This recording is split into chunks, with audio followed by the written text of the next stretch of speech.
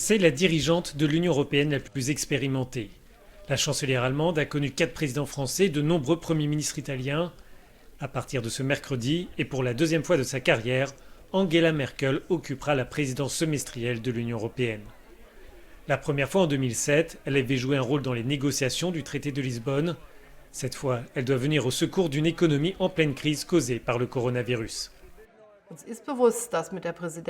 Nous savons que les attentes sont fortes à propos de la présidence allemande. Nous voulons répondre à ces attentes avec l'ambition de sortir de cette crise indemne et que l'Europe soit prête pour l'avenir. Ce n'est qu'ensemble que nous parviendrons à maintenir nos valeurs européennes et à les défendre face à l'adversité, la démocratie, les droits de l'homme et l'état de droit.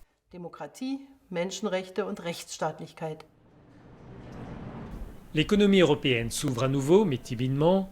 L'Union peine à s'entendre sur une stratégie de relance. Les intérêts nationaux dominent encore les négociations. Le virus a déstabilisé les idées reçues et a ouvert de nouvelles voies. Pour certains, Angela Merkel est la seule en mesure d'emmener les 27 vers un compromis. Son expérience, sa connaissance des autres dirigeants européens, sa compréhension de ce qu'ils souhaitent et de ce dont ils ont besoin, ainsi que son empathie, en particulier pour les petits pays membres et les nouveaux d'Europe de l'Est, sont des éléments très importants pour engager un consensus sur la gestion de la pandémie, sur la crise économique historique et la crise institutionnelle à la fois à l'échelle nationale et à l'échelle européenne. Malgré sa bienveillance à l'égard des petits États membres, son partenaire de choix reste la France. La chancelière allemande et le président français ont proposé ensemble il y a quelques semaines la création d'un fonds de relance de 500 milliards d'euros. Ce positionnement commun ne surprend personne.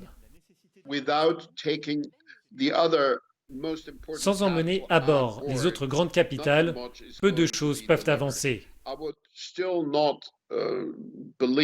Je ne pense pas cependant que Français et Allemands peuvent à eux seuls apporter ce leadership nécessaire pour l'Union, mais sans Paris et Berlin, rien ne peut se matérialiser.